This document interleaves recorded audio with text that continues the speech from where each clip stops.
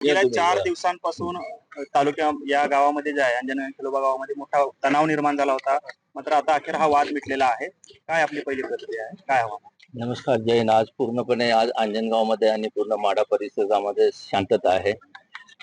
सगळ्यांनी सहकार्य केलं. येथील नागरिक, येथील समाज, प्रशासन, पोलीस, रेव्हेन्यू, भूमी अभिलेख, काही सुज्ञ समाजकारणी आणि राजकारणी यांनी सगळ्यांनी सहकार्य केलं आणि त्यामुळे मागच्या 3 दिवसापासून इथे जो किंचित तणाव निर्माण झाला होता तो आज पूर्णपणे निवळलेला आहे.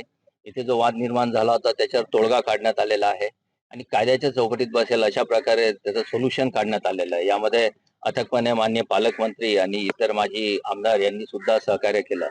आता मला आशा आहे की येथील जनता एकोप्याने अशाच प्रकारे नांदेल आणि या गावामध्ये पुढची येणारी यात्रा आणि इतर सगळे सण एकत्रपणे साजरे होतील. मला अजून इथे सांगावं वाटतं की इथे ज्या प्रकारे काही घटकांनी बाहेरून येऊन शांतता बिघडवण्याचा प्रयत्न केला तर त्याच्या मागे फूस लावण्याचा प्रयत्न केला. यांचा नक्कीच पोलीस खात्यामार्फत शोध घेण्यात येईल. एकूण 6 गुन्हे आम्ही इथे दाखल केलेले आहेत आणि या गुन्ह्यांमध्ये जो कोणी इन्व्हॉल्व असेल, ज्यांनी कोणी फंडिंग केलं असेल, ज्यांनी कोणी सोर्स वापरले असतील किंवा इतर जिल्ह्यातून येऊन इथे कोणाला प्रोत्साहन देऊन गुन्हे घडवून आणले असतील तर नक्कीच त्यांचाही शोध आम्ही घेऊ आणि त्याच्यासाठी आमची यंत्रणा कार्यरत झालेली आहे. आज आम्हाला इथे विविध प्रकारच्या उपाययोजना 2 दिवसापासून कराव्या लागल्या. आम्हाला बाहेरून इथून पोलीस मुख्यालय मुंबईतून पाठिंबा मिळाला. तिथून आम्हाला मनुष्यबळ पुरवण्यात आलं. कोल्हापूर रेंजमधून इतर जिल्ह्यातून आम्हाला पोलीस मनुष्यबळ आणि SRPF आणावी लागली.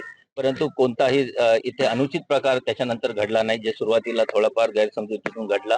पण आता इथे पूर्णतः शांतता आहे आणि यापुढेही शांतता कायम राहील आणि इथे नागरिक सहकार्य करतील अशी मला पूर्ण आशा आहे. किती जणांवरती गुन्हे दाखल केलेत आणि काय नाही, इथे संख्येला महत्व नाही. मी सांगितलं आपल्याला की सुरुवातीला जे काही दगडफेक गेली, शासकीय मालमत्तेचं नुकसान झालं, काही कर्मचारी आमचे जखमी झाले. त्याच्यामध्ये जी काही संख्या निघेल ती आम्ही ठरवलेली आहे ऑलरेडी. जे काही नाव आहेत त्या FIR मध्ये त्याच्यामध्ये सिरियस हल्ल्याचे कलम आहेत, सरकारी मालमत्ता वाहनाचे नुकसान करण्याचे आहे आणि काही विनापरवानगी आंदोलन करण्याचे सुद्धा आहे. तर त्याच्यामध्ये व्हिडिओ आणि इतर फुटेजेस बघून आणि साक्षीदारांची जी काही माहिती आहे त्याच्याकडून आम्ही त्यांचे नाव निष्पन्न करू आणि काही नाव ऑलरेडी आमच्या पोलीस खात्याकडे, तपासणी अंमलदारांकडे आलेली आहेत. सर, ज्या ठिकाणी जे रास्ता रोको करण्यात आलं, 2 दिवस ठिय्या देण्यात आला, त्यामुळे रस्त्याला अडथळा निर्माण झाला, त्या संदर्भात काही गुन्हे दाखल होणार आहेत किंवा झालेले आहेत? आम्ही तेच आपल्याला सांगितलं की विनापरवानगी आंदोलन ज्यांनी केलं ते सगळ्यांवर गुन्हे दाखल आहेत आणि उर्वरित अजून काही शिल्लक प्रक्रिया असेल स्टेशन डायरीमध्ये आम्ही नोंदी केलेला आहे तर त्याचाही आम्ही मागोवा घेऊ. त्याच्यातूनही CCTV फुटेज आमचे इच्छे अधिकारी आणि SP पुन्हा बघतील आणि त्याच्यात गरज असेल तर नवीन गुन्हे सुद्धा दाखल करू.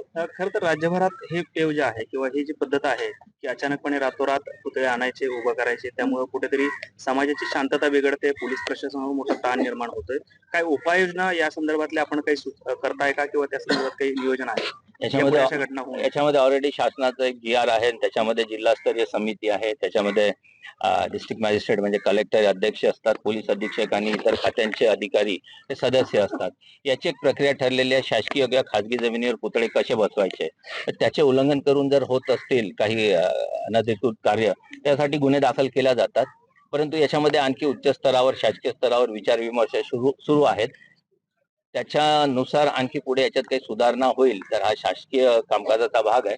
परंतु गुन्हे करण्यास मी पूर्वी सांगितल्याप्रमाणे जे काही फंडिंग होत असेल किंवा फूस लावत असतील किंवा शासकीय नियमांना तोडफोड करत असतील तर त्याची वेगळी कारवाई गुन्हे दाखल करून करण्यात येणार आहे आणि असे जे काही याच्या मागे आहेत त्यांचे काही नावं आमच्या सोलापूर जिल्हा पोलीस प्रशासनाला मिळालेले आहेत. सर, ज्यावेळेस पुतळा बसवलं त्यापासून हा सगळा वाद सुरू झालाय. पुतळा बसवणाऱ्यावरती काही गुन्हे दाखल केले जाणार आहेत? आम्ही तुम्हाला सांगितलं की अनधिकृत पुतळ्या प्रकरणी जे गुन्हे दाखल होतात ते झालेले आहेत. सर, साधारणपणे असं पाहायला मिळतं की 20 ते 25 वयोगटातली जी मुलं आहेत, कारण आता सोलापूर जिल्ह्यामध्ये जवळपास 10 पेक्षा अधिक पुतळे जे आहेत ते बसवले गेले आहेत. तिथे हीच मुलं जे आहेत तर यांचं काही यांना काही आव्हान असणार आहे का? यांना काही आपला संदेश असणार आहे का? नक्की. मी मगाच सांगितलं की स्थानिक गावकरी एकोपाने असतात, पण जेव्हा बाहेरून कोणत्या घटक येतात आणि ते फूस लावतात तेव्हा अशा फूस लावण्याला किंवा चिथावणीला स्थानिक तरुण वर्ग मोठ्या प्रमाणात बळी पडतो आणि नुकसान त्यांच्या भवितव्याचं होतं. मला हेच नागरिकांना आवाहन करायचं की अशा प्रकारे आपण कायद्याशी खेळू नये किंवा कोणत्याही बेकायदेशीर कृत्यात सहभागी होऊ नये. मी काल जसं या घटनेमध्ये माढा तालुक्यातल्या किंवा गावातल्या सगळ्या समुदायांशी बोललेलो आहे. सगळ्यांचे विचार चांगले आहेत, पण जेव्हा कोणी डोक्यामध्ये वेगळे विचार टाकतो तर नक्कीच काही त्याच्यात बिघाड तयार होतो आणि त्याचा परिणाम स्वतःवर गुन्हे दाखल करून घेण्यात होतो. त्यामुळे माझी विनंती आहे की आपण प्रसार माध्यमांनी सुद्धा विधायक कार्याला प्रोत्साहन द्यावे आणि जे कोणी उघडपणे प्रसिद्धी माध्यमावर शिवीगाळ करतात कृपया त्याचं प्रसारण आपण करू नये. आपल्याला विनंती आहे आणि सगळ्या नागरिकांना विनंती आहे. धन्यवाद. जय हिंद.